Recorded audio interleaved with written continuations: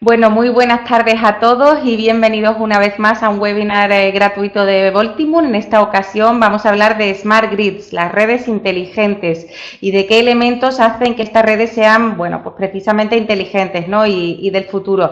Para ello contamos con un experto en la materia. Él es además miembro del panel de expertos de Smart Grids en nuestra plataforma.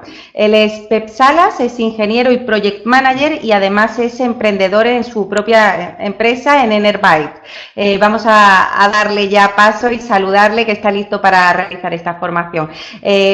Solamente un par de apuntes previamente, que bueno, como siempre tenéis el chat y de hecho algunos ya lo habéis utilizado para poder plantear todos los comentarios y preguntas que queráis y que bueno, que si queréis disfrutar de la máxima calidad de la conexión, pues cerréis otros programas que puedan también hacer ocupación del ancho de banda, como por ejemplo Spotify o Skype.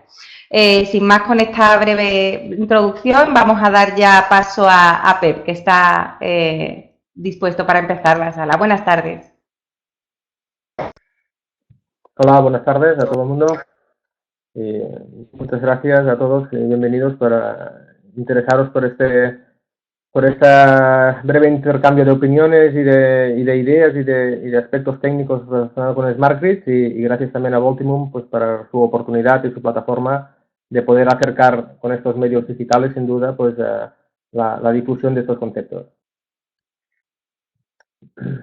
La dinámica de la sesión, si les parece bien a ustedes, pues sería, yo he preparado una serie de presentaciones, un poco más contextualizar un poco el tema y luego entrar en detalles concretos. Tienen la opción de hacer las preguntas a través del foro, entonces yo les propondría que durante la propia exposición pues me interrumpan y pregunten y yo ya veré pues si está pues totalmente en línea con lo que estamos comentando y es un tema para aclarar, pues entrar en ello y si no pues lo podemos dejar para el final, pues tendremos un rato pues para intercambiar estas ideas. Sin más, me gustaría explicarles un poco cómo está preparada la estructura de la charla. Primero una breve presentación, luego un contexto regulatorio. Luego explicaré un poquito exactamente qué son las Smart Grids, ¿no? Porque es un concepto un poco difuso, luego lo vamos a ver, pero que al fin y al cabo también pues, se concreta, ¿no? Con aspectos tecnológicos totalmente pues, específicos que nos pueden ayudar a entenderlo. Hay un apartado que lo he separado, pero pienso porque tiene autonomía y identidad propia, que es que la Smart Grid no está aquí solo como una moda más, ¿no? Sino que realmente es un elemento activo de cambio de modelo energético y vamos a ver por qué. Y he seleccionado un ejemplo, he preferido este año pues, preparar un ejemplo con mayor profundidad y sin detrimento que luego en la fase de conclusiones y preguntas podamos entrar en otros aspectos, algunos de ellos muy de actualidad, como sería pues el tema del autoconsumo, por ejemplo, de fotovoltaica, pues si saben seguramente que últimamente han circulado algunos borradores de nuevo Real Decreto y es muy probable que ustedes tengan dudas o cuestiones o preguntas alrededor de él y por tanto podemos posteriormente entrar. Yo, sin más, pasaría a la parte del contexto regulatorio. Bueno, antes, perdón, del contexto regulatorio, les explicaría un poquito. Enerbyte es una empresa muy pequeña, somos una startup, hace 3 años que estamos trabajando y nos dedicamos al ámbito de Smart Grids desde el punto de vista de explotación de datos de contadores digitales. Luego, el ejemplo es para explicarles un poco la experiencia y datos reales de nuestro proyecto para que se pueda ilustrar y podremos entrar en más detalle.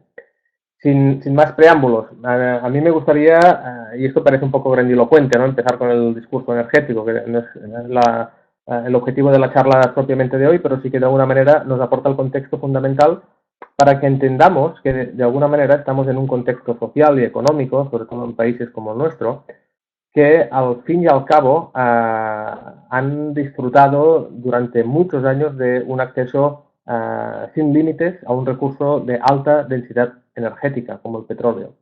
Y esto ha sido posible además a un bajo coste y con toda una tecnología asociada que ha permitido que este recurso energético pues se pueda aprovechar, ¿no? Pues para nuestras actividades. Hay una cantidad infinita de datos que podríamos entrar en profundidad, pero he seleccionado algunos que pienso que son muy importantes. Y uno de ellos es estudiar un poquito cómo a lo largo de la historia, y en esta gráfica, por ejemplo, pues recoge desde mediados del siglo XIX, han ido combinándose los distintos recursos de energía primaria para la sociedad. Estamos hablando de datos globales para todo el mundo, publicados por la Agencia Internacional de la Energía en 2008, ¿no?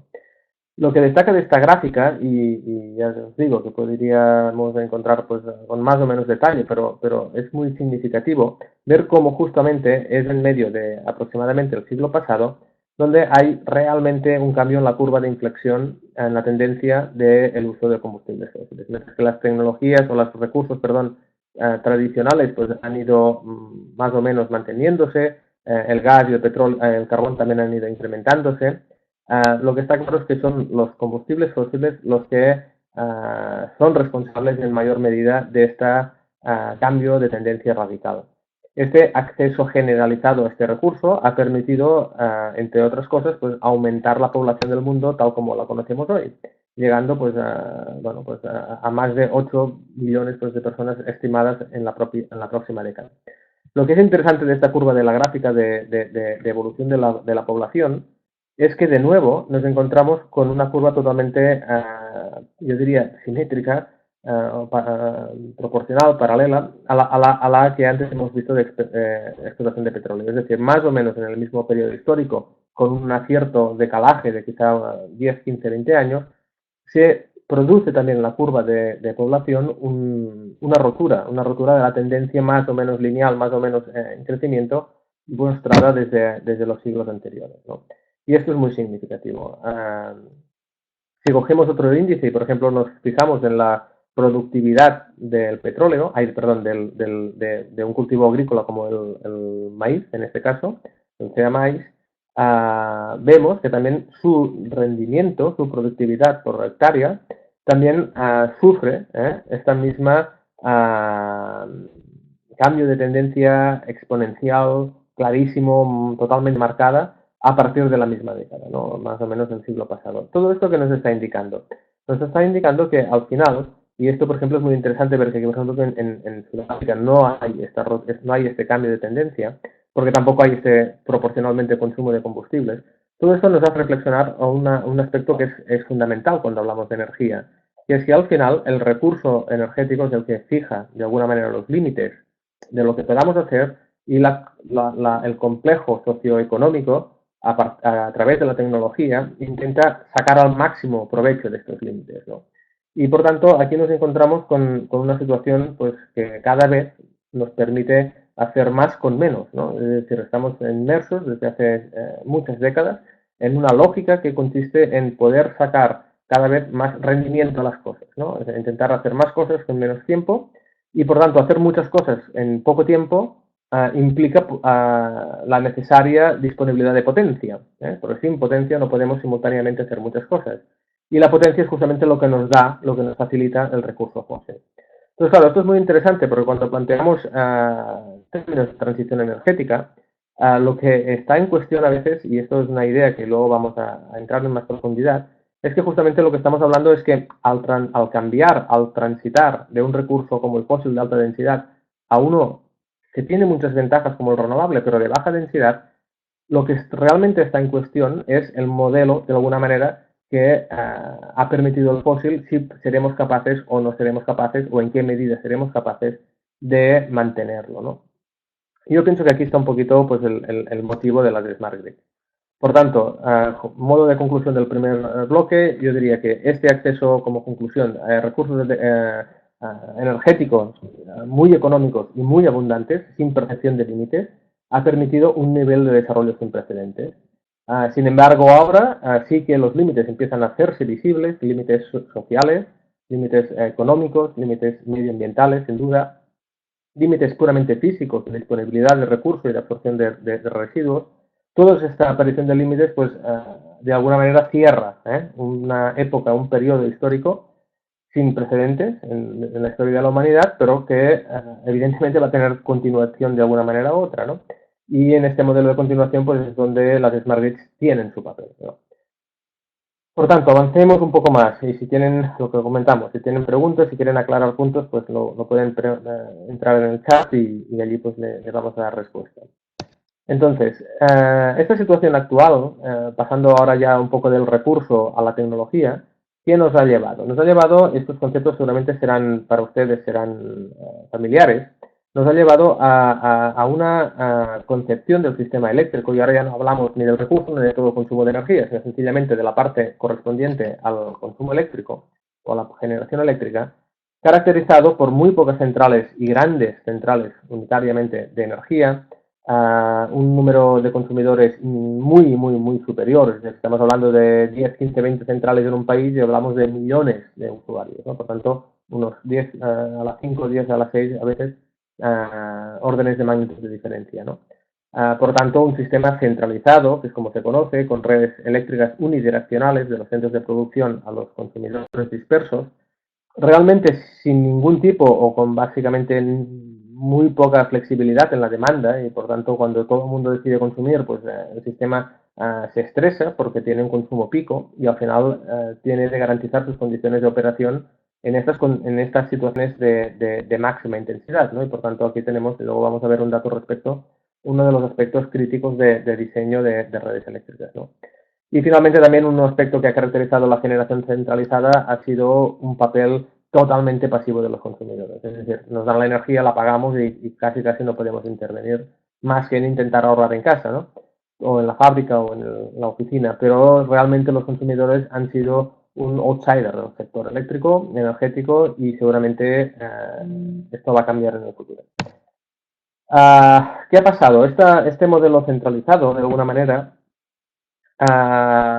lo que ha generado han sido estas externalidades que antes detectábamos, ¿no? A nivel social, económico, pero es ya realmente la propia Comisión Europea. Este es un gráfico que estoy utilizando, me parece, desde el año, no sé, 2007 o 2006, ya es un gráfico de larga traducción, que está en la base de cualquier política energética, ¿no? Y al final lo que te viene a plantear es que hay un trilema energético, un trilema que intenta siempre cualquier política energética darle respuesta, que es cuál es la combinación óptima o cuál es la prioridad, cuál es la intensidad de combinar unas políticas energéticas que tengan en cuenta el mercado interno, y estamos hablando de precio de electricidad, de competición, de libre mercado, de innovación.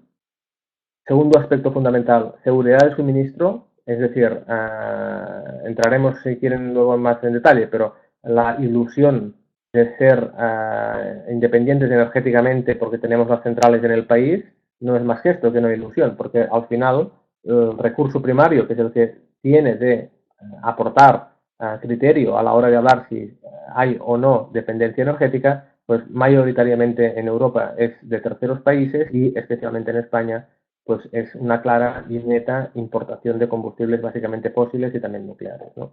Por tanto, seguridad de suministro, aspecto fundamental. Tercer aspecto del trilema, el medio ambiente, ¿no? El cambio climático sin duda, pero no solo el cambio climático, también polución, efectos diversos, pues podría ser contaminación en medios acuáticos como agua o biodiversidad, ¿no? Por tanto, de alguna manera tenemos tres elementos clave que la política energética ha de garantizar, es decir, la política energética de un país ha de garantizar la seguridad de suministro, ha de garantizar unas reglas internas de mercado y ha de garantizar un respeto al medio ambiente, ¿no? Y esto a nivel europeo, pues las directivas europeas son las que de alguna manera están totalmente impregnadas de esta visión, y luego su transposición a cada país pues tiene más o menos acento una de las tres, porque un dilema no se puede maximizar, ¿no? Si fueran solo dos variables, pues sería otro escenario. Y por tanto podríamos decir, a riesgo de ser un poco simplistas, que al final, cuando analizas cada política energética de cada país, uno de los tres aspectos que hemos hablado sufre, ¿eh?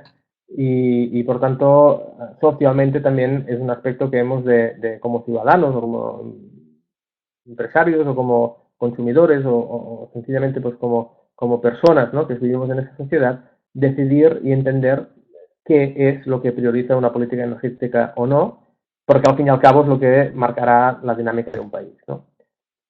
Que hay un poco más de información. Por tanto, esta situación que veníamos descentralizada, estas limitaciones ambientales, económicas, sociales, etcétera, que la propia Comisión Europea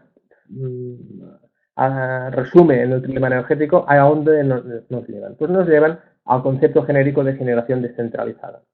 Por tanto, podríamos definirla un poco en contrapartida a lo que era la generación centralizada. Es decir, aquí estamos hablando de muchísimos usuarios, consumidores, pero también de muchísimos centros de producción de energía. Por tanto, pasamos de aquel río de 10 a la 5, 10 a la 6 entre producción-consumidor a una realidad mucho más alícuota.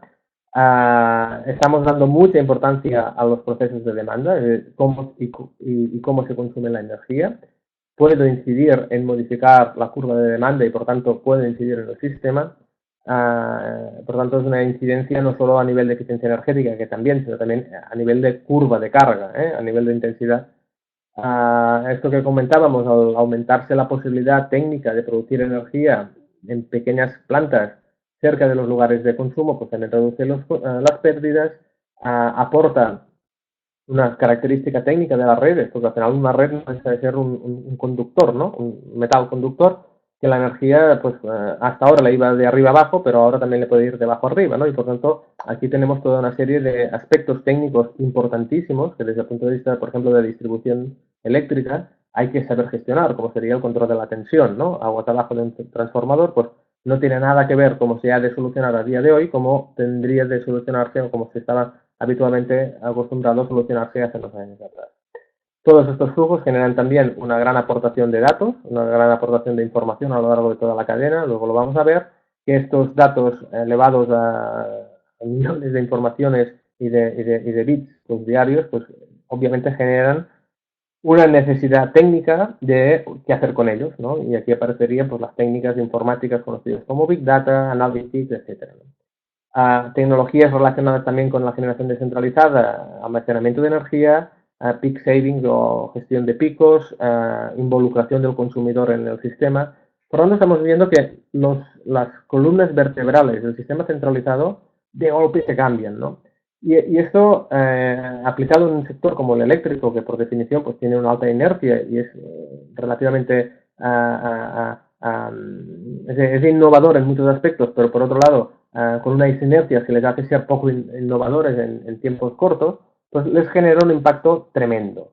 Y esto hemos de ser conscientes que evidentemente hay soluciones técnicas para casi todos los problemas técnicos, pero no solo estamos hablando de cuestiones técnicas, también estamos hablando de modelos de negocio, también estamos hablando de aspectos sociales y sociológicos, etcétera, ¿no?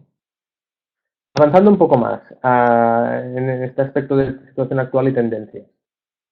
Seguramente les suena a todos ustedes los objetivos y los targets europeos a nivel de reducción de emisiones, como el 20-20-20 para el 2020, pero es que ya hoy en día estamos hablando del 2030, del 2050, con planes realmente ambiciosos de reducción de emisiones.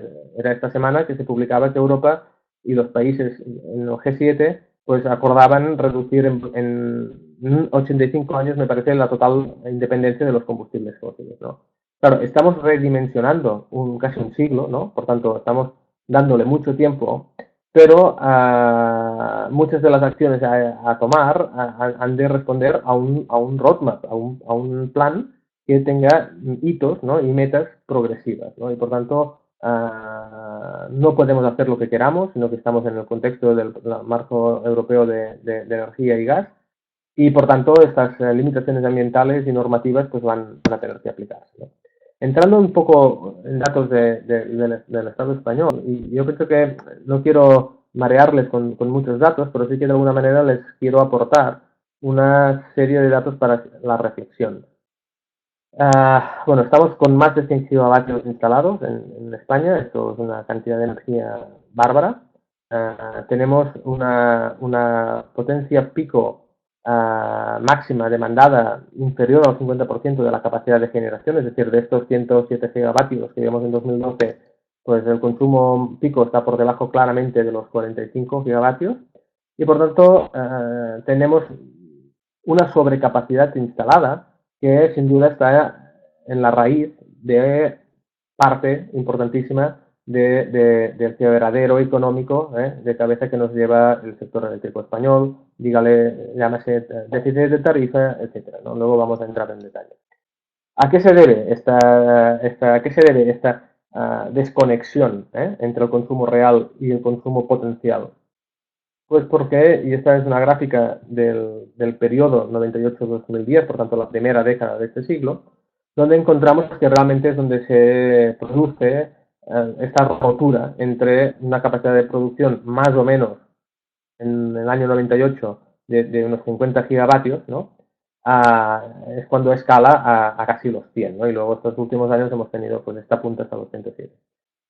Y en cambio, el consumo en este periodo de tiempo no aumenta el doble, sino que sencillamente aumenta la mitad proporcionalmente, ¿no? Esto significa que se hicieron toda una serie de inversiones sobre unas hipótesis de consumo que actualmente eran desproporcionadas, eran totalmente sobredimensionadas y respondían seguramente a unas planificaciones de marcado carácter ideológico, ¿no? Probablemente asociar el consumo de energía al progreso ha sido una constante durante el siglo XX, pero ha llegado a un punto en el que esta correlación se ha roto, ¿no?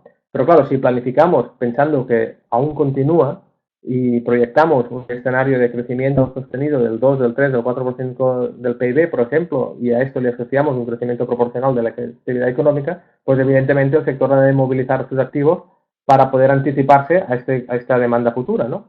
Y por tanto se puede considerar que hubo un error de planificación, un error importante de los indicadores o de las señales de mercado y luego un error de seguimiento y de control del proceso de implementación, ¿no? Esta gráfica nos permite también entender un poco el sistema eléctrico y a pesar de que no es un dato actualizado, es muy representativo y cada año varía en algunos aspectos, pero el mensaje que les quiero transmitir es que de las distintas tecnologías que tenemos en el mix energético español, si hiciéramos tres grandes grupos, que ahora ya no se habla de régimen especial y ordinario, todo esto ya ha pasado a la historia, ¿no? Pero si habláramos, por un lado, de las energías nucleares y de las energías renovables, nos encontramos que, en esta gráfica lo muestra, tienen una disponibilidad prácticamente al 100%. ¿Esto qué significa? Pues que siempre que hay posibilidad de generar con estas tecnologías, se genera.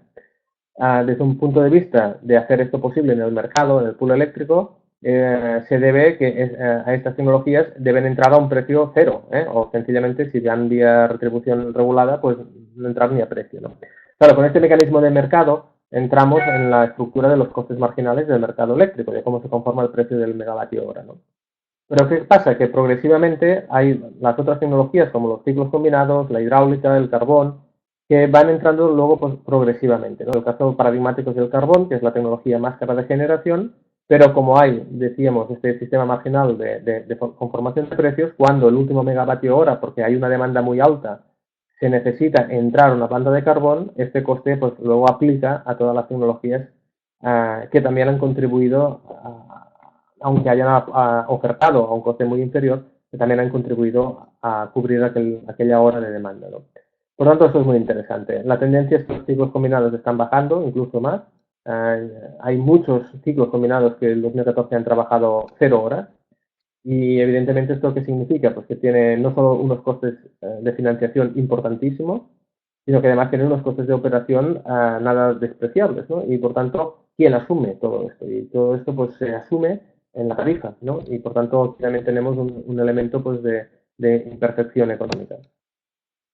Otros datos para que nos contextualicemos. Tenemos un 4% en incremento por la entrada de la muy alta tensión entre Cataluña y Francia a nivel de red eléctrica de la península.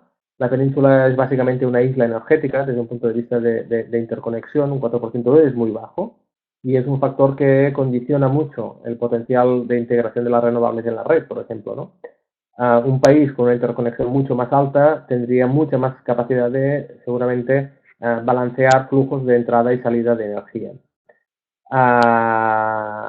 Este 4% se debería llegar al 10% por orientación y por directiva europea o por recomendación europea, más bien dicho, y digámosle que estamos en la senda, pero realmente aún estamos lejos de lograrlo.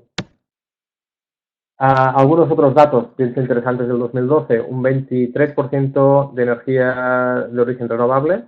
Esto en términos de energía primaria, pues seguramente sería alrededor del 10%, por lo tanto lejos del 20% que nos obliga la Unión Europea para el 2020. pero bueno, no es despreciable que entre un 20 largo, casi una cuarta parte de la energía de origen renovable. En términos de potencia es un 30%, ¿eh? Por tanto, sí estamos viendo que bueno, con 32 gigavatios pues, de potencia renovable instalada, pues se está produciendo una cuarta parte del consumo de energía del Estado y que por tanto siempre tiene esta preferencia de entrada y por tanto está trabajando a muy alta, una cuota de muy alta disponibilidad.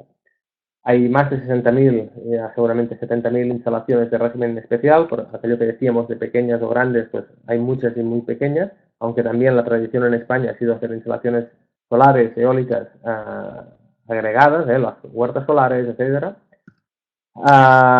con momentos máximos, según los datos de red eléctrica, en los que la eólica, en momentos que se combina una alta producción de viento con una baja intensidad de consumo, por ejemplo en horas de valle nocturnas, donde la eólica puede llegar puntualmente a contribuir 2/3, ¿no?, del total de energía eléctrica consumida en España. Entonces, claro, imagínense ustedes, y a nadie se le puede escapar, la complejidad técnica de gestionar un sistema eléctrico peninsular marcadamente aislado, por lo que decíamos del nivel bajo de interconexión, pero que a la vez tiene estas fluctuaciones de que si ahora realmente sopla muchísimo viento y tengo muy poco consumo, pues el sistema me tiene que balancear hacia casi 2/3 de demanda cubierta por eólica, que aquí si le sumáramos la nuclear, pues casi llegaríamos al 100%, y lo que implica que las centrales pues más flexibles como el carbón o el ciclo combinado pues tienen de bajar a cero. Entonces, claro, esta gestión en tiempo prácticamente real pues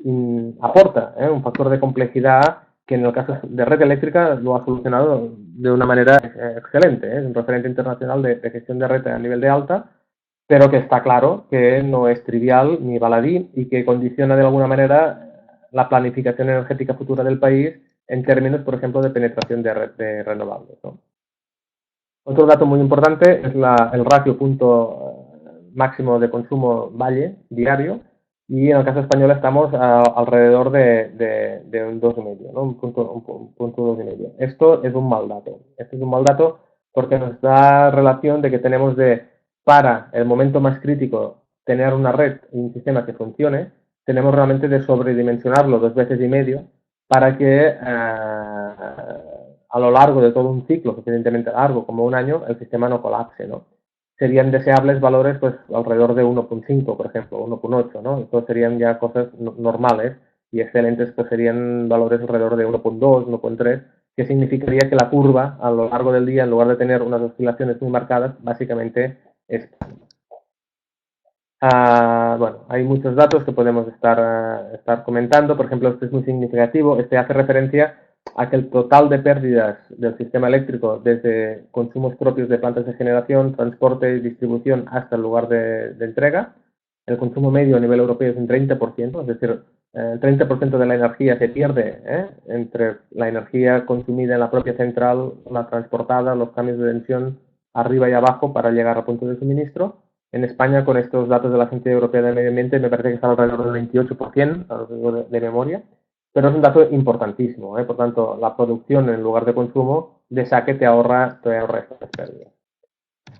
Sobre el tema de impacto ambiental, pues cada gramo, cada kilovatio generado en España pues tiene un mix de unos 315 gramos de CO2, unos 8 gramos de uranio. La contaminación y el cambio climático pues nos habla de que hay un máximo aceptado social por la comunidad científica de 400 ppm de concentración de CO2 en la atmósfera. Estamos ya por un escenario superior, por tanto la situación no es demagógica, es un riesgo real que tenemos de asumir. España, antes lo hemos dicho, más de un 80% de dependencia energética. Esta dependencia energética tiene una factura millonaria de varios puntos porcentuales del PIB. Para más o menos podríamos considerar pues, que si el petróleo está a $100 o está a 60 como ahora, pues estos 40 de diferencia pues pueden perfectamente implicar unos 2 o 3 puntos porcentuales del PIB, ¿no? Y por tanto es curioso cuando ahora se habla de que se revisan a la alza las previsiones macroeconómicas de España y se ve que se puede llegar a los índices del 2,5, del 3, del 3,5 incluso por ciento de incremento del PIB. Es curioso ver cómo si buscáramos el porqué, qué son los elementos que desencadenan este incremento, cuál sería el peso específico de este barril una vez más barato, ¿no? Es decir, estamos comparándonos con años en los que el precio estaba disparado a más de $100 y ahora pues estamos con la previsión de este año y el año que viene como mínimo alrededor de 60, no creo que pase de $70, ¿no? Por tanto, como este impacto es fundamental. Déficit de tarifa, podemos entrar profundamente con este tema. No está ni cuantificado, hay una cifra oficial, pero la cifra oficial puede ser mucho más alta y sencillamente nos traspasa la idea de que el sistema es insostenible desde un punto de vista económico y por tanto cuando antes estábamos hablando de política energética, de aquel trilema energético, pues la política energética española ahora ha tenido que centrarse mucho en solventar el problema puramente económico, ¿no? Y por tanto las otras variables, pues sobre todo la medioambiental, pues sin duda ha caído, ¿no? Ha caído de la ecuación. Todo esto combinado con un mercado eléctrico a horas, precio cero, 2020 que hemos comentado, países vecinos, incluso la Francia, la nuclear Francia, la vecina del norte, está tomando ambiciosos planes, está adoptando ambiciosos planes de transición energética. No hace falta comentar Alemania, Finlandia, Dinamarca, por ejemplo, un país de referencia. Son proyectos que tienen una visión de país, de reconversión de país, de reconversión del modelo social, económico, y aquí parece que de alguna manera no estamos haciendo los deberes, ¿no? Entonces esto nos pone en una situación compleja de cara al futuro.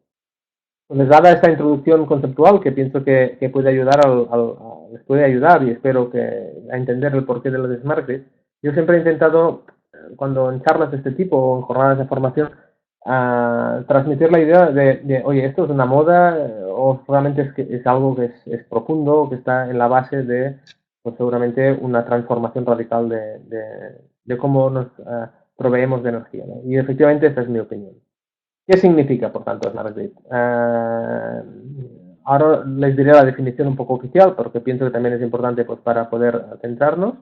Pero reflexionen lo siguiente, ¿no? Es decir, el sistema eléctrico, toda la red, todo el conjunto de redes, de transformadores, de centrales de generación tradicionales, de renovables, los consumidores, todos los dispositivos que en tiempo real, los 24 horas al día, 365 días al año, todos los años, han de en tiempo real funcionar, son realmente un sistema complejo. Un sistema complejo que, sin duda, tradicionalmente ha utilizado grandes niveles de información, sobre todo a los niveles de alta tensión. Nadie se imagina una central nuclear sin sistemas pues, muy activos de control, pero en cambio ha perdido muchos grados de transparencia informacional a lo largo de la cadena. Y por tanto, este sistema eléctrico, esta máquina tan compleja, también ha de entrar en la revolución digital. También ha de entrar en el proceso de integrar las TIC, las tecnologías de la información y la comunicación, en su manejo y en su gestión. ¿Qué ha pasado en otros ámbitos? Ha pasado en correos, ha pasado en la música, ha pasado en los bancos. Pues también ahora debe pasar en el sistema eléctrico. Por tanto, yo siempre digo que Smart Grid es más que energía y telecomunicaciones, pero es energía y telecomunicaciones, ¿no? Por tanto, aquí hemos de ser conscientes que son redes de electricidad, que gracias a la gestión, a esta contribución de las técnicas, a las tecnologías de información y la comunicación, se pueden integrar de una manera dinámica, de una manera correcta, de una manera inteligente, el comportamiento y las acciones de todos los agentes del sector y todos los usuarios que interaccionan con la red, con el fin de entregar de una manera pues, sostenible, de manera correcta desde un punto de vista técnico, de manera económica, el suministro eléctrico. Esta sería la definición adoptada por la plataforma tecnológica de Smart Grid. Bueno, aquí podríamos entrar un poquito en más detalle que les tendrán la presentación pues, para poder profundizar. Por tanto, ¿qué permiten las Smart Grids? Una mejor conexión y un funcionamiento de los generadores de todos los tamaños y tecnologías, por tanto, elemento fundamental. Permite que los consumidores jueguen un papel en la optimización del sistema, y esto es una novedad significativa, importantísima de toda esta dinámica que estamos planteando. Y luego el ejemplo que hoy veremos justamente pues, incide en este aspecto. Proveer a los consumidores de más información, mejores opciones para elegir el suministrador, reducir significativamente el impacto ambiental de todo el sistema, mejorar los niveles de seguridad de suministro, fiabilidad, calidad, etcétera, mantener e incrementar los servicios existentes, es decir, veremos pues cosas impensables desde hace pocos años pues que nos interaccionarán e interpelarán en el sector eléctrico, ¿no? Por tanto, esto lo hemos visto, el gran potencial de las Smart Grids se encuentra en la franja de media y baja tensión a nivel de crecimiento exponencial, es decir, a nivel de alta tensión. Ya hace mucho tiempo pues, el sistema está altamente pues, controlado y el sistema eléctrico y el de información pues, está totalmente ya unido, pero sí que estamos asistiendo un poco a la revolución que hay en el nivel de media y de baja tensión. Bueno, un poquito más de información. Sí, de manera muy esquemática sería un resumen para acabar esta segunda parte y sería un resumen que nos viene a mostrar cuatro agentes que intervienen hoy en día en el mercado. Por un lado tenemos el productor tradicional de energía, por otro lado tenemos el consumidor tradicional de energía, que hasta ahora, cuando no habían renovables, pues sencillamente tenían una relación de oferta-demanda, por tanto pues había una generación que respondía a una situación de demanda, y luego entran las energías renovables durante la última década, ¿no? Y esto genera un problema de gestión importante porque la demanda continúa siendo rígida, y ahora sí que estamos ya en la nueva fase en la que la gestión de la demanda aporta una nueva variable. Si esto lo viéramos como gráficamente, veríamos que, bueno, delante de la intermitencia de las energías renovables, podemos y debemos diseñar un sistema que la demanda se le acople y sea de alguna manera el negativo de la curva de generación, de manera que esto repercuta en una situación de curva mucho más plana y por tanto un sistema de generación mucho más plano, que tiene unos costes mucho menores y además, por ejemplo, aquel ratio que hablábamos del casi 2,5 en el sistema eléctrico español, pues aquí ya se ve claramente que la diferencia entre el punto máximo y el valle pues estaría alrededor del 1 punto algo, ¿no? Por tanto, esta es en esencia lo que es una Smart Grid. Si ustedes han entendido esto, yo pienso que han entendido lo que es una Smart Grid. Toda la tecnología asociada a poder llevar esto a la práctica formaría parte de la tecnología Smart Grid. Y por tanto, su variedad es brutal. No podemos comparar la tecnología involucrada a nivel de alta tensión para gestionar no sé qué a los smart plugs que puede haber en las casas para automatizar o cerrar y abrir la calefacción, ¿no? Pero todos estos elementos de la cadena del sector energético forman parte de manera clarísima del concepto Smart. A nivel de implementación técnica, ¿dónde estamos? Hoy en día estamos en proceso de instalación de contadores digitales. Esto es un ejemplo, no son solo los contadores digitales de la Smart Grid, pero son parte fundamental de la Smart Grid. Estos contadores digitales aportan información pues, de telemedida, que más o menos está generalizada. Esta información de telemedida se puede enriquecer con información de precios horarios, con medición remota, con detección de incidencias, con un cierto nivel de información que sobre todo hasta el día de hoy ha revertido más en el operador que en el consumidor, ¿no? Pero que en cambio, una vez se haya implementado toda la tecnología de contadores digitales, sin duda entraremos a un nivel de mucho más servicio, como antes intuíamos, ¿no? Aquí estamos hablando de vehículo eléctrico, de microredes, de autogestión de la red de energía, respuesta activa a la demanda, dinámica de precios, por ejemplo, a nivel de distintos tipos de tarifas, nuevos servicios de los consumidores. Seguramente las compañías eléctricas irán más allá de solo suministrar kilovatios hora, etcétera, etcétera. Bien, daría por finalizada esta segunda parte. No sé si quieren introducir algún tipo de comentario o continuamos.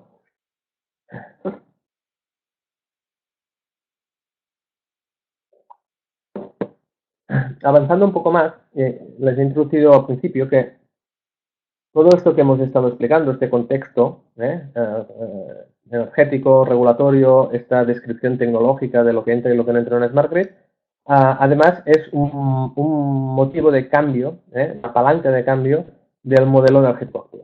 Y les voy a poner un ejemplo para romper un poco la dinámica de la charla que hemos tenido hasta ahora, para que entiendan de qué estoy hablando. Imagínense ustedes, ahora que vamos de vacaciones, estamos en un vehículo, todos allí cargados, la familia, y esto está pues 150 kilómetros, ¿no? Por lo tanto, hemos planificado el viaje, empezamos a rodar y resulta que, alarma, ¿no? Que empieza a acabar la gasolina. ¿Qué harían ustedes? Aquí tenemos dos estrategias, porque nos hemos dado cuenta que la próxima estación está a 40 kilómetros, ¿no? Y por tanto hay un señal de alarma. Hay dos estrategias básicas para alcanzar la próxima gasolinera, ¿no? Una es acelerar. Hombre, voy más rápido porque sí voy a llegar antes, ¿no? La otra es reducir la velocidad, ¿no? No, oye, voy a reducir la velocidad. No sé ustedes qué quisieran, ¿no? O cuál sería su decisión, ¿no? Pero sin duda, si están en lo correcto, pues deberíamos entender que lo importante, y podemos entrar en esto, es justamente bajar la velocidad, ¿no? ¿Por qué? Porque al bajar la velocidad logramos aumentar la eficiencia en el uso del combustible. Por tanto, si ustedes piensan en abstracto este ejemplo trivial, este ejemplo un poco tonto, si me permiten, resulta que estamos en esencia hablando del modelo energético. Es decir, hemos de realizar un trabajo, que en este caso era ir de vacaciones con un coche que pesa 1000 kilos, con 4 personas que pesan 70 kilos, a 150 kilómetros de distancia. Por lo tanto, hay que hacer una actividad, sea la que sea.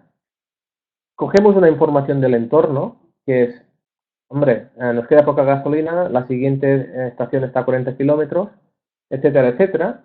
Procesamos esta información y tomamos una decisión, que es bajar la velocidad. Esta secuencia es, en esencia, lo que es una Smart Grid. La información del entorno nos permite anticiparnos y nos permite aprovechar las oportunidades para hacer aquello que teníamos que hacer, el trabajo, sea el que sea, de una manera eficiente y correcta. Por lo tanto, la información ahorra energía y potencia.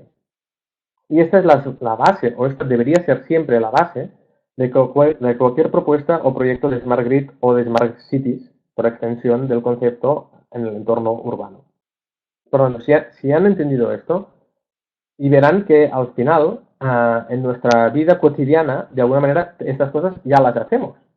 Ya consciente o inconscientemente, ya gestionamos información del entorno para anticiparnos y tomar unas decisiones, ¿no? Lo que estamos aquí hablando es este proceso que hacemos de manera muchas veces intuitiva, automática, cuando se lleva al complejo sistema eléctrico que afecta, pues imagínense ustedes, millones de elementos interconectados, líneas, kilómetros, etcétera, etcétera, pues ha de hacerse de manera automatizada. Bien, yo hasta aquí es la explicación y la contextualización del tema de Smart Grid. Yo entraría ahora, a partir de ahora, en un ejemplo muy concreto. He querido pues, dar unas pautas de una cosa muy actual, que es también relacionada con los contadores digitales y la tarifación horaria, etcétera. Y a partir de aquí, si no tienen preguntas, pues avanzo. Si tienen preguntas, pues si quieren, ahora pues damos unos segundos pues para que puedan preguntar.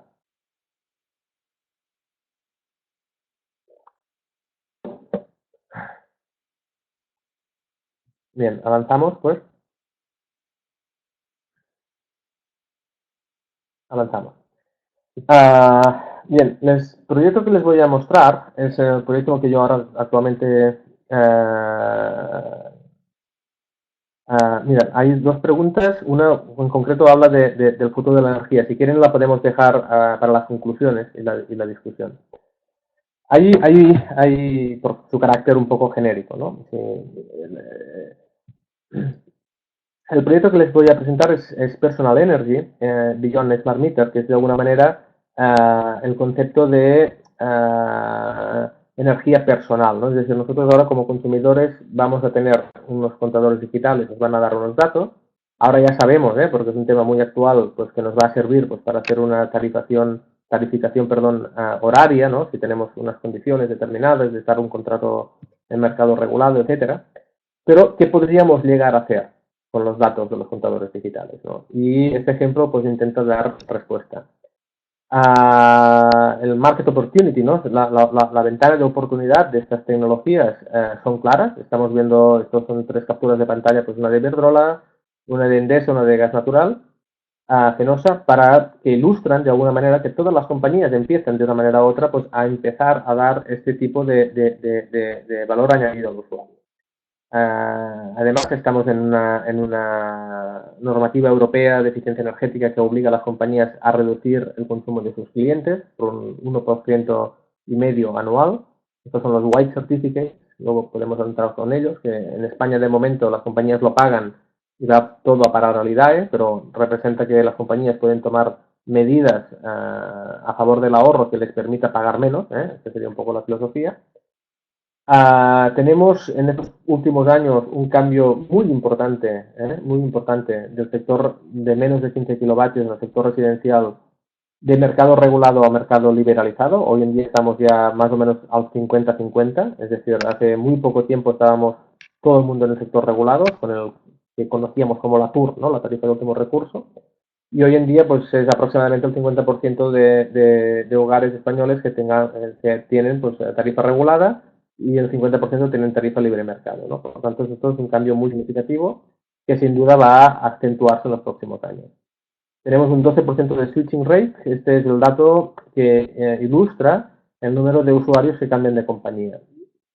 Es un dato muy alto, el 12%, y según la fuente del sector, a veces también puede corresponderse a una parte de él, a que no se cambia tanto de una compañía a otra, sino que dentro de una misma compañía se pasa de un contrato regulado a uno de libre mercado, ¿eh? Por tanto, es un dato pues, que hay que entenderlo en su contexto, pero no deja de ser muy importante, ¿eh? Industrias muy competitivas como las telecomunicaciones, el proveedor del móvil, para entenderlo, pues tienen switching rates de este estilo o incluso inferiores, ¿no? Aquí estamos además asistiendo a la irrupción, sobre todo en la parte de comercialización eléctrica, de muchas nuevas compañías, muchas de ellas independientes, ¿no? Que están pues capturando ya, bueno, un volumen importante de consumidores, que evidentemente son consumidores que se los quitan, ¿no? A las tradicionales, porque antes pues solo teníamos estas opciones. Están en permanente incremento, tanto de captación de usuarios como del número de compañías, ¿no? Por tanto, estamos en un pleno momento de cambio que ha sido quizá muy visual en segmentos de consumo medio alto, en pyme, en industria, pero que también está afectando en el sector residencial. Esto se le une pues la tradicional relación, yo diría nefasta, y no porque lo diga yo, sino porque hay muchas encuestas que sí lo certifican, de la gente, a pesar de recibir un buen servicio eléctrico, porque nuevamente la calidad de suministro en España es muy alta, a pesar de recibir, por tanto, un buen servicio por aquello que pagamos, pues el proveedor no tenemos especial simpatía, ¿no? Y esto pues se junta pues a una factura eléctrica difícil de entender, seguramente pues encriptada. Y de aquí pues sale una necesidad de solucionar, que es la que hemos intentado pues atacar con el Enerline, ¿no? ¿Qué aportamos? Pues utilización de los datos del contador digital, intentar incidir en el cambio de comportamiento, un entorno multiplataforma para el cliente, web, app, informes, ¿no? Y todo esto con la imagen corporativa de la compañía eléctrica. Es decir, es un servicio que las compañías eléctricas pueden adoptar para mejorar la relación con sus clientes, ¿no? ¿Cuáles son las características? Una de las cosas que yo he aprendido en estos años, después de mucho tiempo estar en la parte técnica, es que a la hora de implementar ciertas novedades tecnológicas asociadas a las Smart Grid, hay un aspecto que es fundamental, que es la aceptación del usuario, ¿no? Es decir, al final las cosas han de funcionar, esto ya se les supone, ¿no? Si se hace una nueva implantación de algo, ya se supone que va a funcionar desde un punto de vista técnico. Hay de haber un modelo de negocio detrás, ¿no? Que más o menos lo sustente, pero hay un aspecto fundamental que es que el uso ¿no? Y estas cosas pues a veces pues, se olvidan, ¿no? Se olvidan como ingenieros, pues a veces pues te olvidas que al final va a haber alguien que va a utilizar aquello y que o bien realmente le satisfaces, le generas una buena experiencia o va a quedar en desuso por mejor tecnología que sea, ¿no? Y esto es un poquito lo que intentamos hacer. Una de las prestaciones, por ejemplo, que en los clientes actuales ya se aporta, pues es, y aquí lo ven, pues en una curva diaria de consumo horaria, pues la referencia hora a hora del precio, ¿no? Esto pues ya está totalmente pues, actualizado con red eléctrica y por tanto ya es una información que puede permitir a los usuarios pues tener esta visibilidad de su coste y de la proyección de su coste. Es decir, saber, pues mira, este día, esta hora, pues aquí va a ser más barato, ¿no? Por lo tanto, es un ejemplo pues, añadido. Una de las cosas que tenemos en cuenta, y pienso que esto es interesante y me gusta siempre compartirlo, es el hecho de que no todos somos iguales, ¿no? Entonces, el hecho de que no todos seamos iguales como consumidores choca con la realidad de que siempre nos han tratado a todos por igual, ¿no? Entonces, claro, algo no cuadra. Es decir, si todos somos distintos, todos recibimos la misma información, lo que está claro es que la mayor parte estaremos insatisfechos, ¿no? Porque lo que a uno le guste no le gustará a otro. Trabajamos con unos modelos de clusterización sociológica en función de la predisposición de los usuarios a cambiar sus hábitos o a comprar productos de eficiencia energética. y se intenta pues seccionar, segmentar también las estrategias de comunicación a estos distintos ámbitos. Estamos logrando con proyectos reales del año pasado un ahorro medio del 15% de energía eléctrica, que es comparable al 4% de aquellos usuarios que solo tienen el dato. Es decir, una de nuestras obsesiones es que como ciudadanos, como consumidores del sector residencial, el dato eléctrico puro y duro, que a mí me digan he consumido 80 kilovatios hora, realmente me sirve de poco, porque no lo sé interpretar, no lo sé ponerlo en contexto, ¿no? Y esto es mucho, esto es poco, es demasiado o es insuficiente, ¿no? Por tanto, es importante herramientas como lo que hemos desarrollado nosotros, que obviamente pues hay otras compañías que también trabajan en ello, que intentan pasar del dato a la interpretación del dato, ¿no? Como actuar como un GPS, ¿no? Un GPS que realmente permita orientar a la gente en su proceso de ahorro energético. Por tanto, esta gráfica que aquí les muestro de resultados justamente es el 4% de ahorro la gente que solo tenía acceso al dato y un 15% de ahorro los que tenían acceso a la plataforma. Si neutralizáramos el efecto del dato, pues estaríamos alrededor de más de un 10% de ahorro, que es muy significativo como objetivos del proyecto. Hoy en día esto está implementado en la compañía eléctrica en Caldas de Montbui, que es un pueblo cerca de Barcelona, con una compañía eléctrica Electra Caldense que es también distribuidora, más de 100 años de historia. Está implementado en toda la ciudad de Barcelona a través del proyecto Autosuficiencia. Toda la gente en Barcelona tiene posibilidad de acceder a esta plataforma pues para conocer su perfil de consumo de energía eléctrica. Y también está implementado en la Diputación en toda la Diputación Foral de Guipúzcoa, promovido por la propia Diputación. Uno de los aspectos importantes de estos proyectos es que combinamos distinta resolución de dato técnico. Y aquí quiero centrarme un poco, y con esto quiero acabar, porque da un poco sensación o aporta un poco un elemento de reflexión fundamental de lo que estamos hablando, ¿no? Es decir, hasta ahora teníamos un dato mensual, que es el que servía a la compañía distribuidora para hacía las medidas y luego servía a la comercializadora para facturar. Y a pesar de tener el derecho como ciudadanos a acceder a este dato, la verdad es que se nos ha dificultado siempre el proceso, ¿no? Por tanto, una de las cosas que aquí resolvemos es a nivel técnico, legal y administrativo, con un solo clic, los usuarios que participan, por ejemplo, en el proyecto Argitu en Guipúzcoa o en el de Barcelona Autosuficiente, estos usuarios ya tienen automáticamente en la plataforma cargados sus datos históricos mensuales, ¿no? Esto ya es yo diría que son los proyectos a nivel español más punteros en ese sentido y los primeros que a gran escala permiten esta función.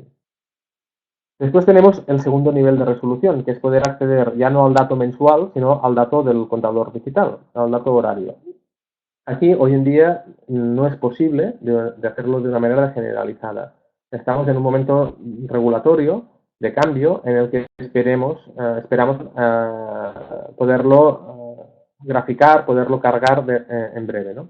Y luego hay un tercer fuente de origen de datos de consumo que es instalando un dispositivo en casa, ¿no? Un submetering, una pinza pues en el cuadro o un sistema un poquito más sofisticado que nos dé más allá de la potencia aparente, ¿no?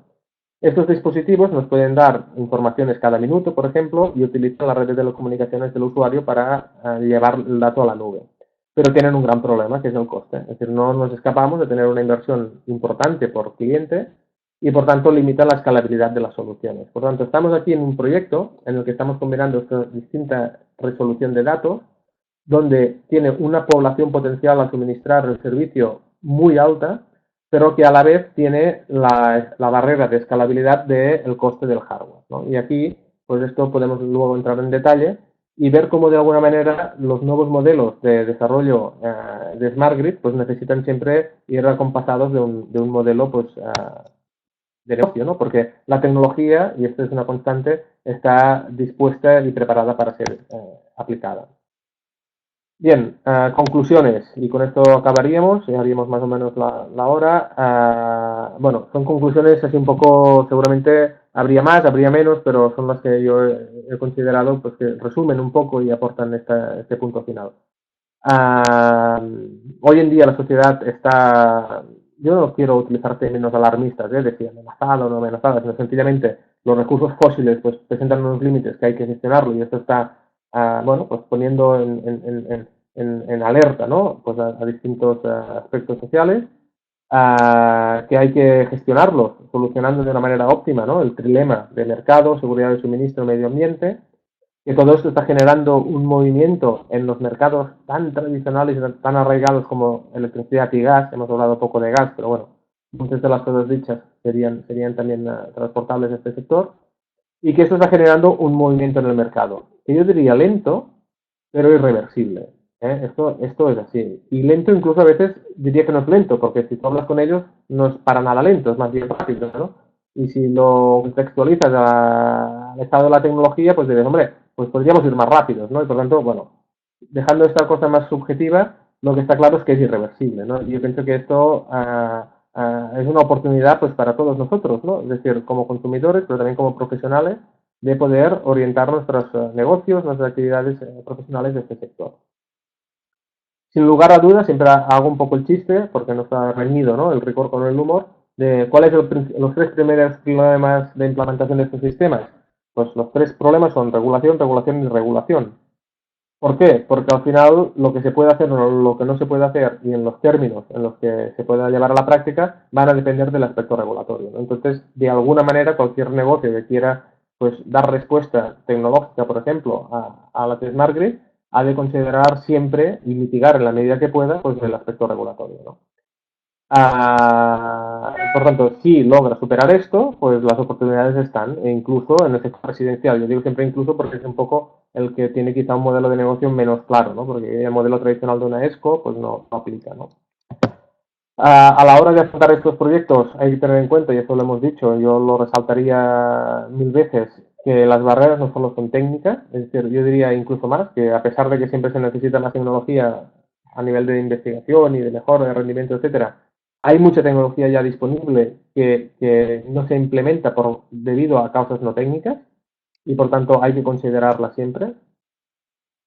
Y que esto es lo que lleva a la conclusión rotunda, después de haber estado estos años en este sector, de que todo el mundo está aceptando hoy en día las renovables y la eficiencia energética, desde el grupo medioambiental que trabaja pues, para el cambio de modelo a la gran utility, ¿eh? Es decir, en distinta, si quieren, intensidad, en distinta, si quieren, forma de implementación, pero son valores que están ya transversalmente en toda la sociedad, ¿no? Y las empresas pues, también son parte de la sociedad y también lo llevan con ellos, ¿no? Y esto está haciendo pues, que modelos tradicionales de negocio pues, se estén moviendo. Aquí el caso paradigmático es el de E.ON, por ejemplo, en Alemania, pero no solo es para las nuevas oportunidades, no solo son para las grandes empresas, sino también para las nuevas, ¿no? Es decir, nuevas startups, nuevos proyectos, como sería nuestro caso particular, por ejemplo, pues también encuentran oportunidades, nichos, si ustedes quieren, ¿no? En este sector. A pesar de que, como hemos ido insistiendo, no hay modelos de negocio a veces muy claros, ¿eh? Por tanto, en esta ecuación pues hay que introducir al final quién paga qué y quién se lleva el beneficio de qué, ¿no? Y por tanto hacer pues, que las cosas tengan una lógica también económica. En ese sentido, como experiencia y una reflexión personal, pues los productos a entregar, los perfiles de clientes, la estructura de financiación de un proyecto, nunca sabes cuál es primero y cuál es último, es decir, necesitamos crear un mercado más o menos artificial para que luego los productos se desarrollen, o primero hacemos el producto y luego van a aparecer los clientes, es decir, no hay una regla de oro que resuelva esto, pero son aspectos o pinceladas que quería compartir con ustedes. Y sin duda, y como última conclusión, estamos en clave de transición de modelo energético, y esta transición hemos de lograr que sea a mejor, la cual cosa no está garantizada, pero por eso pues estamos hoy pues, compartiendo este rato con ustedes, y en el día a día pues seguro con nuestras actividades profesionales y personales, ¿no? Por tanto, yo lo dejaría aquí, les invito a discutir y a preguntar lo que quieran, y muchas gracias por su atención.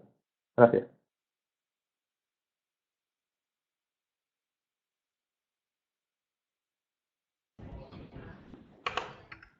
Bueno, muchas gracias, Pep, y muchas gracias a todos por participar en este webinar en el que, bueno, yo creo que de todas maneras ha estado todo bastante claro y bueno, no parece que haya muchas preguntas, pero bueno, ahora parece que tenemos algunos comentarios y creo, Pep, que tenías la pregunta que que habían hecho antes sobre el futuro de la energía.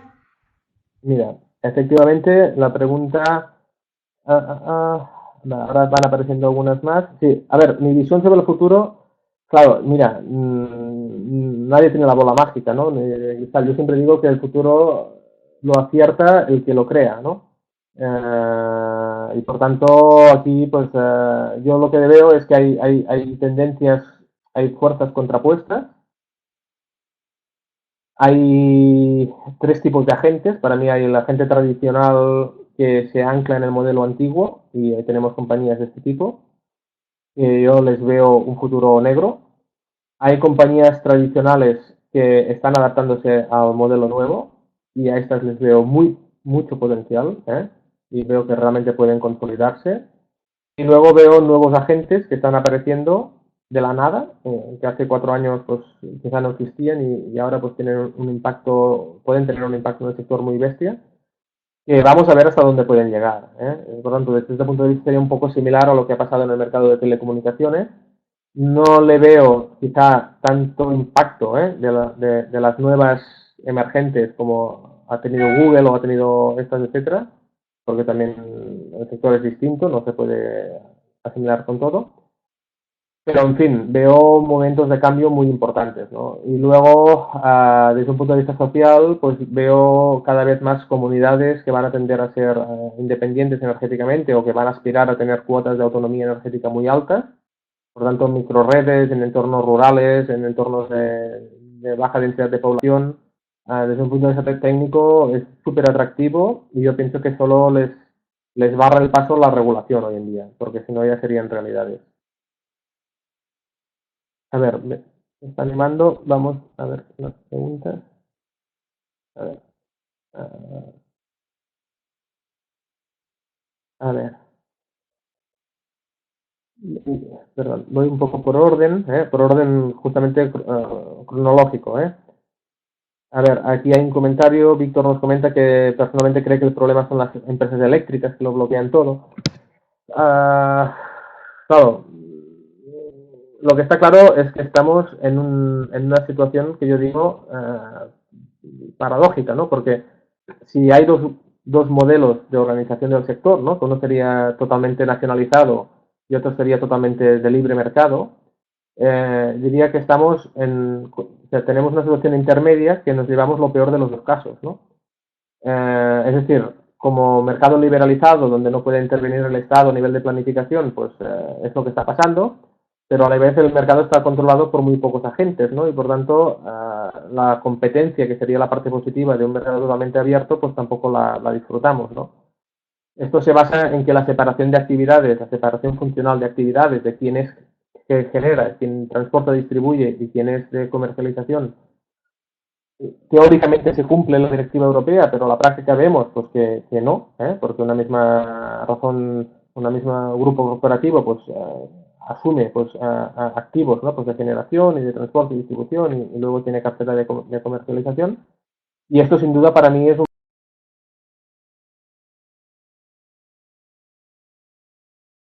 campo. ¿Me oís?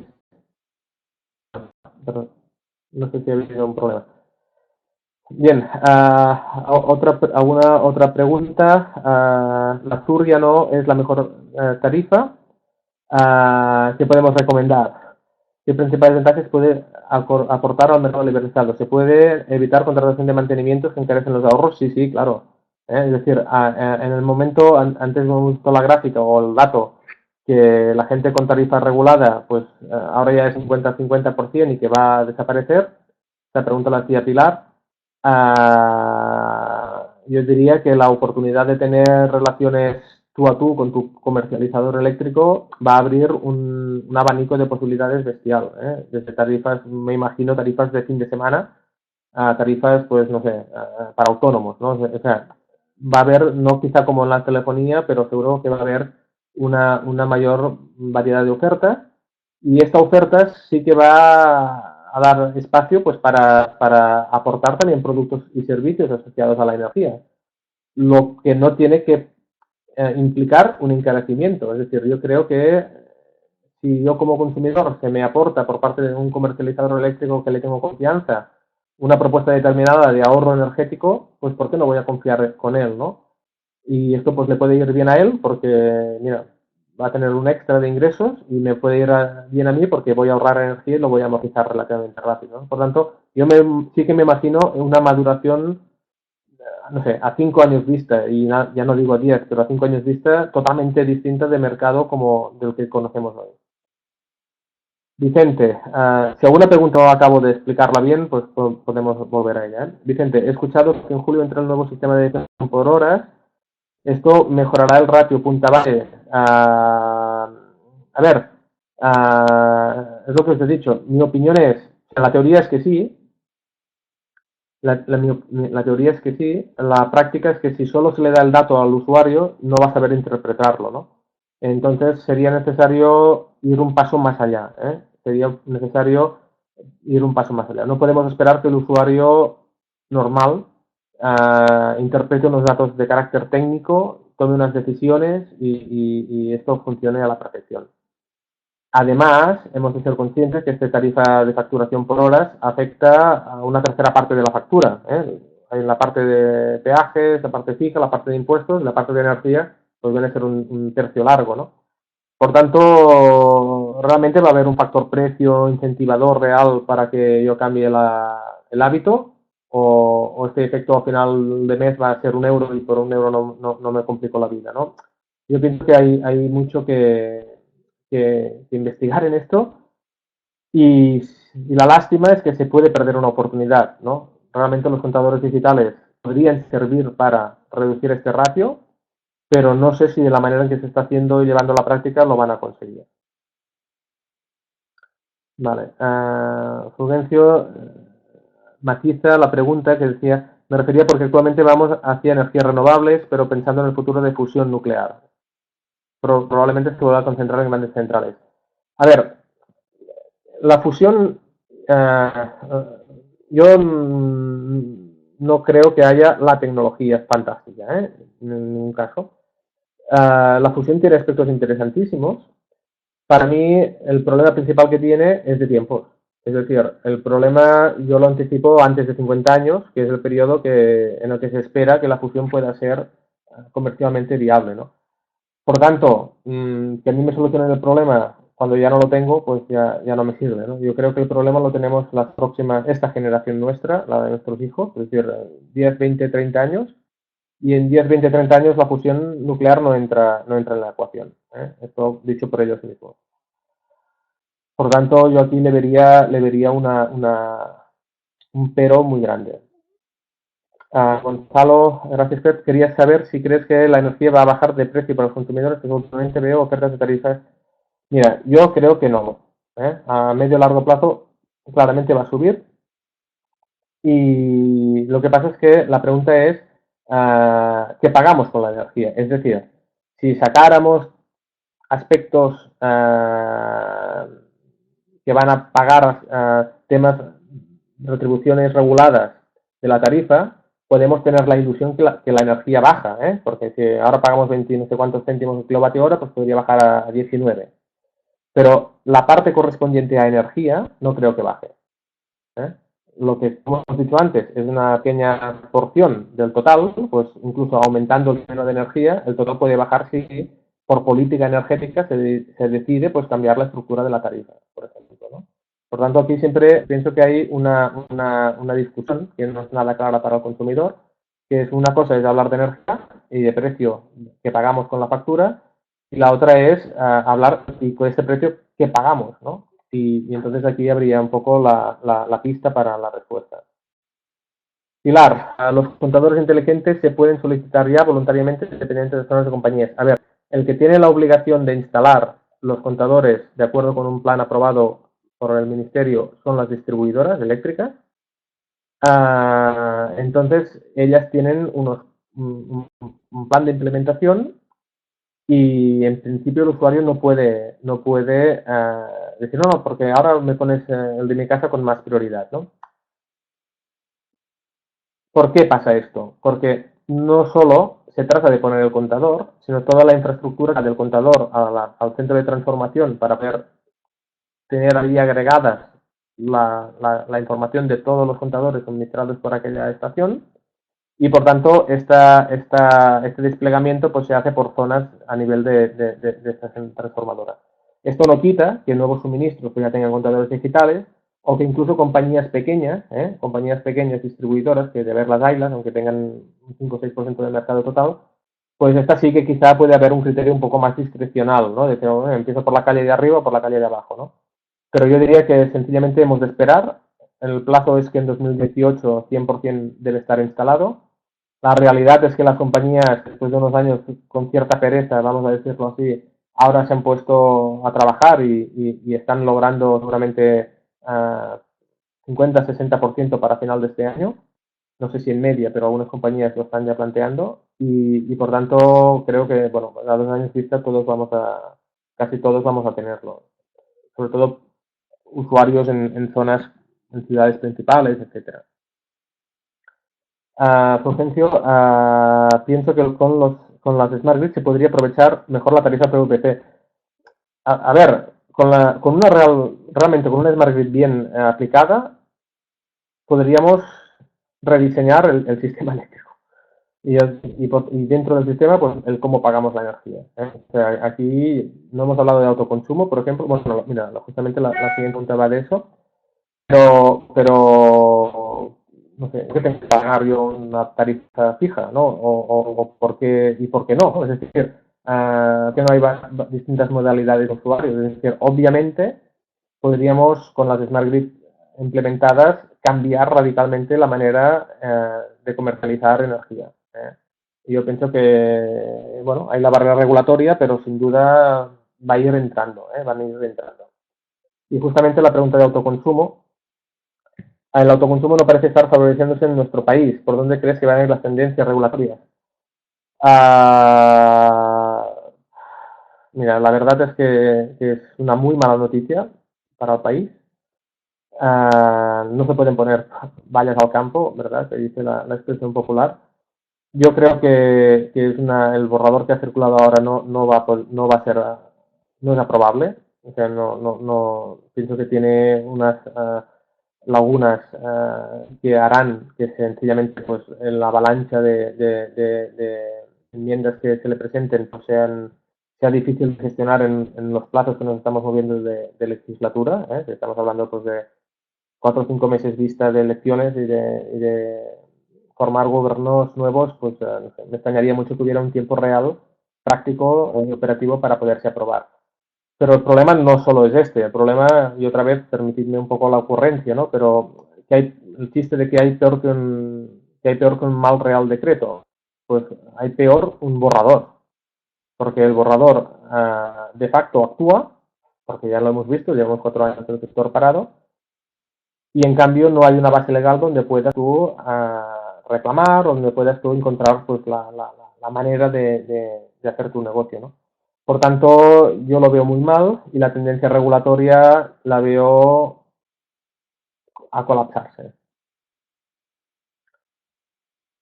Bien, Vicente, ¿qué medidas se podrían emplear para mejorar la capacidad de interconexión del 4%? Bueno, a ver, aquí algunas de las inversiones del plan Juncker, que ahora se ha hablado de que se ha dotado con miles de millones de euros, pues van a infraestructuras y aparte de infraestructuras son infraestructuras de interconexión entre países, por tanto son inversiones cualificadas de interés general por la propia Unión Europea, pero no nos engañemos, aquí hay mucha política detrás, ¿no? Entonces, pues seguramente pues que a Francia, pues el mercado eléctrico europeo se acabe en los Pirineos, pues también le va bien de alguna manera, ¿no? O no, o en cualquier caso es una cosa que no solo afecta a la electricidad, también afecta al gas, ¿no? Porque el MidGas, ¿no? La tubería de gas que une pues Algeciras, toda la parte de Valencia, Cataluña hacia Francia y siguiendo la costa mediterránea, ¿por qué no la conectamos y se puede convertir en un hub de suministro de gas a Europa y por tanto perder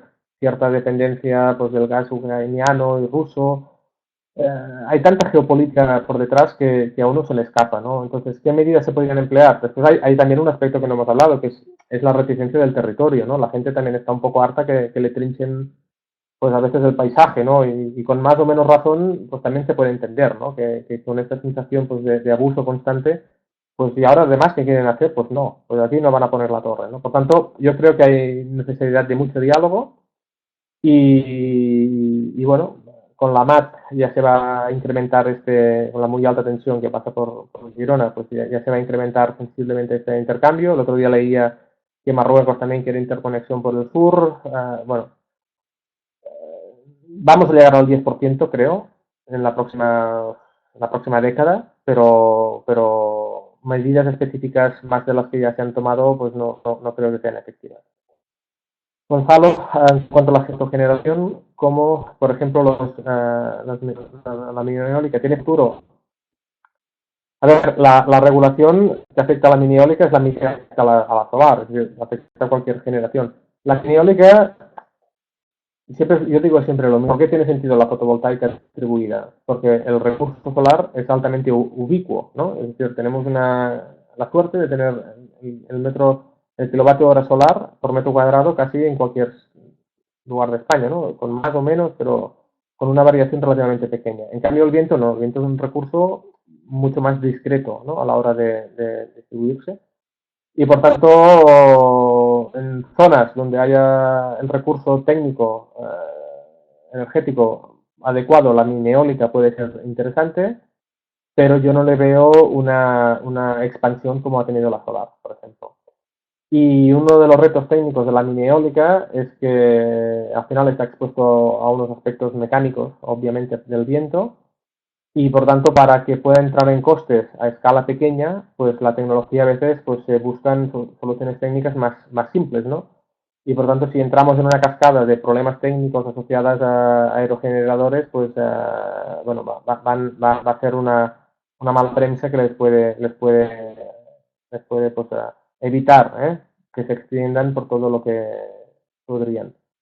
Esa es un poco mi experiencia. Ahora, donde haya, por ejemplo, microredes, que antes hablábamos, ¿no? Mini eólicas ya de 100 kilovatios o de 500 kilovatios, que podríamos quizá ya no ser mini, pero son pequeña eólica. Aquí sí que le veo un campo muy interesante.